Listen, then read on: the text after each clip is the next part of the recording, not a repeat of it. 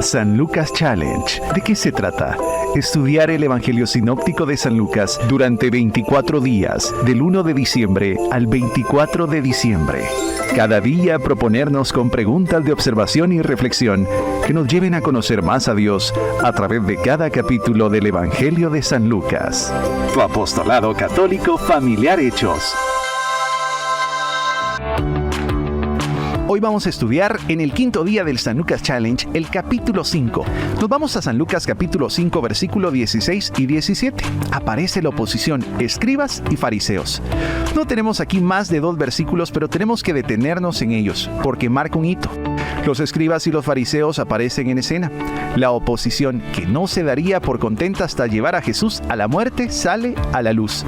Si queremos entender lo que pasó con Jesús, tenemos que saber algo de la ley y de la relación que tenían con ella los escribas y los fariseos. Cuando los judíos volvieron a Babilonia hacia el año 440 a.C., sabían muy bien que se habían desvanecido sus esperanzas de grandeza nacional. Por tanto, decidieron alcanzar su grandeza siendo el pueblo de la ley, aplicando todas las energías a conocer y cumplir la ley de Dios. La base de la ley eran los 10 mandamientos, que son principios generales de vida. No son reglas ni reglamentos. No nos dicen lo que tenemos que hacer en cada circunstancia. Y para cierta sección del pueblo judío, aquello no era suficiente. Lo que querían no eran principios generales, sino reglas que cubrieran todas las situaciones imaginables.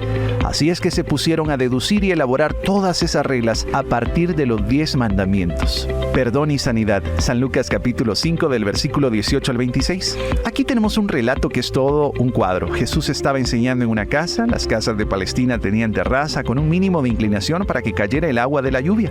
La techumbre estaba formada por vigas que iban de lado a lado a corta distancia, con cañas y cuerdas y cubierta con una capa de aislante.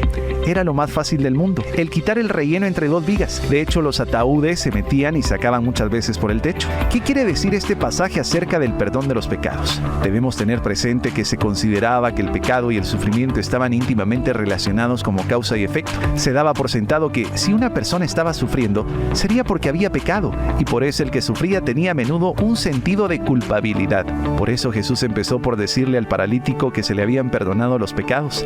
De otra manera, el hombre no habría creído que podía ponerse bueno. Esto nos muestra cómo fueron derrotados en la discusión los escribas y fariseos. Ellos objetaban a que Jesús pretendiera que pudiera perdonar los pecados de los demás. Lo maravilloso aquí es que lo que salvó a ese hombre fue la fe de sus amigos. Cuando Jesús se dio cuenta de la fe que tenían, que no se detenían ante nada que le impidiera traer a su amigo a Jesús para que le sanara, entonces obró con todo su poder.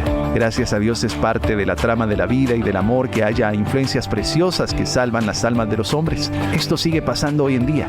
Nuestra fe obrando a favor de los seres amados puede obrar como la de amigos del paralítico.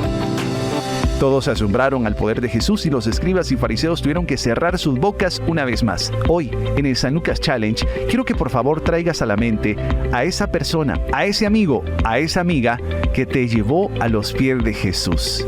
Mañana estaremos en el día número 6 del San Lucas Challenge. Tu apostolado católico familiar Hechos.